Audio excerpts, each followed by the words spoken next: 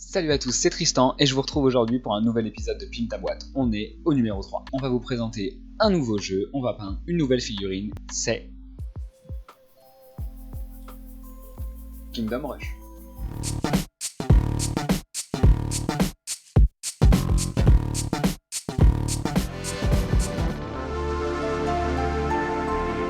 Aujourd'hui, comme je vous l'ai dit, Kingdom Rush, on va peindre l'archer, l'elfe. Je vous présente un peu la figurine, elle n'est pas très grande, le socle est très large par rapport à la figurine. Et comme d'habitude, on va faire ça au plus simple en utilisant le moins de couleurs possible. Pour les cheveux, elle est supposée être blonde, donc on va faire ça au Zambezi Desert. Pour tout ce qui est du bois, j'ai choisi le Steel Legend Drab. Ce que je considère comme du bois, c'est l'apanage de la flèche ici, l'arc, et les petits détails dans le carquois derrière. J'ai choisi deux marrons différents parce que je voudrais traiter mes cuirs et mes bois en deux couleurs différentes pour qu'on puisse bien les séparer. Donc j'ai choisi du Rhinox Hide pour les cuirs, que les cuirs soient plus foncés que le bois.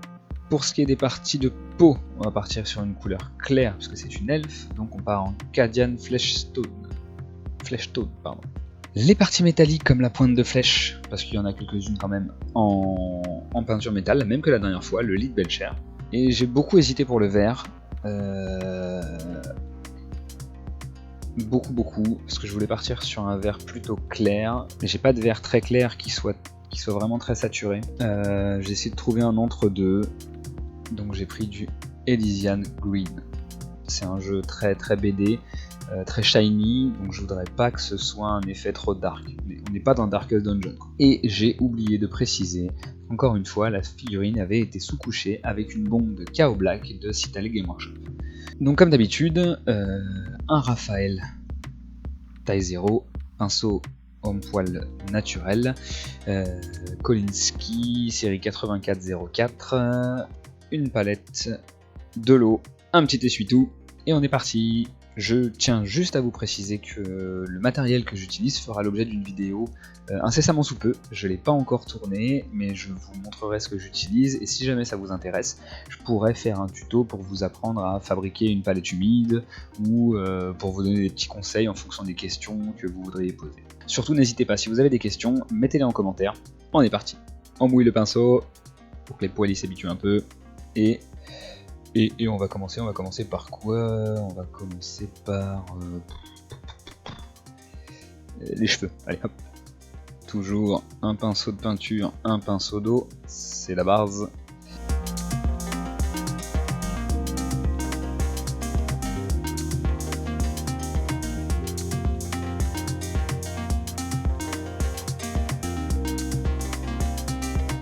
Voilà, premier passage c'est fait, je reviendrai dessus après le temps que ça sèche pour en faire un deuxième, parce que là comme vous pouvez voir, c'est pas très opaque, c'est plutôt transparent, c'est la dilution qui fait ça, c'est normal, vous inquiétez pas.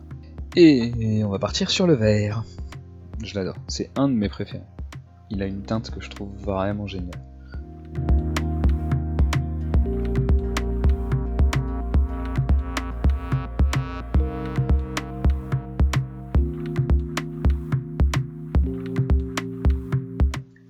Pareil pour le vert, je rince mon pinceau, j'attends que la première couche sèche et j'y retournerai pour une deuxième couche après.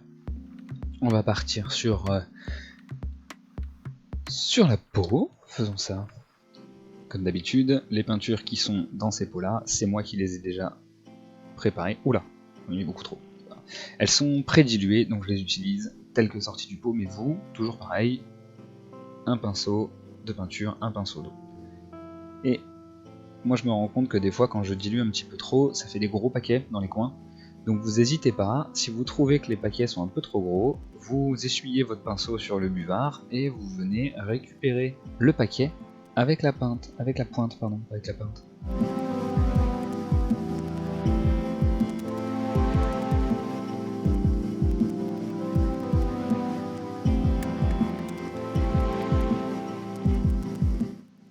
Il faut bien penser, c'est important, vous diluez la peinture pour pouvoir la passer en couches fines, donc faites gaffe, mettez pas des grosses couches, parce que vous allez masquer Les figurines sont bien... Les détails, pardon. Vous allez masquer les détails. Les figurines sont plutôt bien sculptées, mais c'est quand même pas de la figurine de qualité merveilleusement exceptionnelle. On est sur du gros trait. Hein. Donc, le peu de détails qu'il y a, si vous mettez des grosses couches, vous allez les masquer. Ce serait dommage parce que derrière, vos lavis marcheront plus. Et étant donné que les lavis de couleur, quand on est sur un tabletop comme je vous propose ici, c'est votre seul moyen de faire ressortir les détails et de créer du volume, et bah vous avez intérêt à ce que vos bases elles soient toutes belles.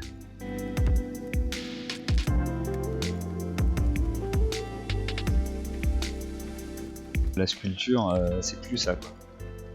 La botte est quasiment pas démarquée par rapport au reste. Déjà, on voit qu'il y a un effort qui n'a pas été fait quoi. Voilà, maintenant je vais revenir sur ce que j'avais fait au départ. Donc, les cheveux, hop, on repart sur le jaune.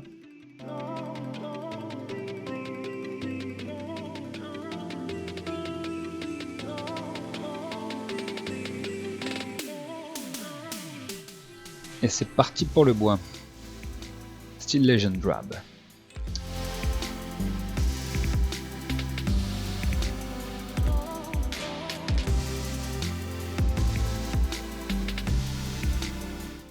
Voilà, et le temps que ça sèche, je vais aller attraper mon blanc et mon noir, parce que j'ai oublié de vous les présenter. White Scar, Abaddon Black, comme d'habitude, toujours un blanc, toujours un noir. Avec le blanc, je vais faire les cordages.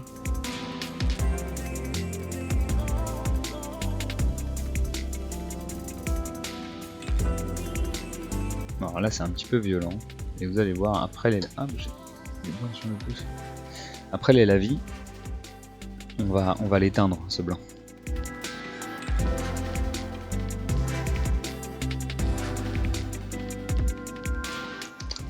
Et une dernière chose, la pointe de flèche en métal.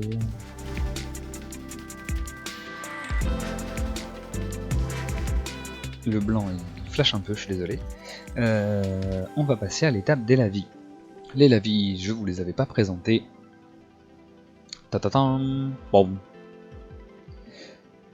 Agrax Earthshade lavis marron pour le bois, les flèches et les cuirs. Un nouveau, l'Antonian Camo Shade.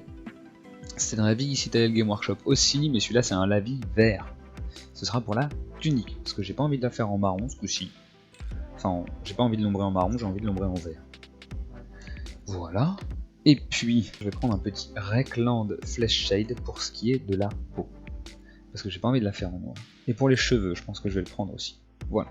Donc je rappelle, les lavis, peinture déjà diluée, prête à l'emploi. Là je suis sur la Grax, donc on est parti, c'est pour les bois. Les lavis, vous pouvez charger votre pinceau et y aller franchement.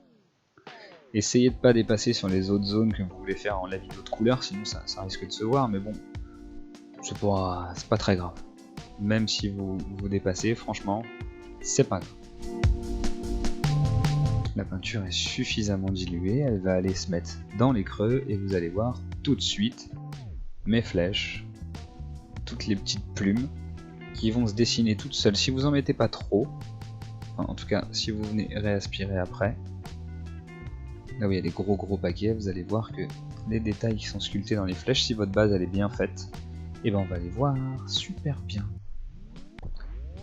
C'est pour ça que je vous embête et que je vous dis qu'il faut que vos bases elles soient pas très épaisses, pas trop épaisses, parce que si vous mettez de la peinture en trop grande quantité dans les creux, et ben les lavis ne pourront pas couler dans les creux puisque les creux seront déjà pleins.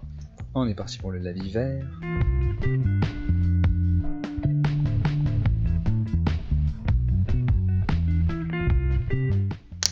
Et c'est parti pour la peau.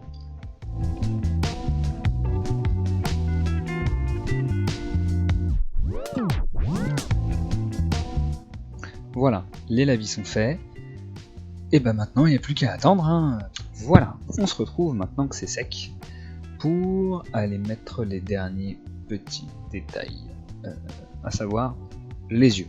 Comme je fais d'habitude, du blanc pour le blanc des yeux, du noir pour la pupille. C'est le moment un petit peu précis du truc, mais ça vous permet de bien reconnaître le visage et de bien être sûr qu'on a affaire à une personne vivante. Ça donne tout de suite un petit cachet, je trouve. Voilà, le blanc des yeux c'est fait. Là la pupille n'est pas sculptée non plus. C'est le moment tricky du noir. Je le dilue pas du coup celui-là. J'essuie mon pinceau un maximum. Et je vais juste poser la pointe au milieu de... Pas tout à fait au milieu, sinon elle va se mettre à regarder bizarrement. Mais...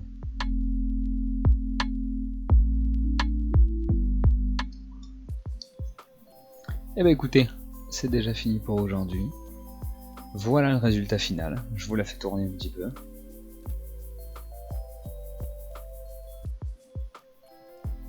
On se retrouve ici avec un ranger très convaincant qui va nous permettre de mettre du fun dans nos parties. L'épisode 3 de Pimp ta boîte est maintenant terminé, j'espère qu'il vous aura plu.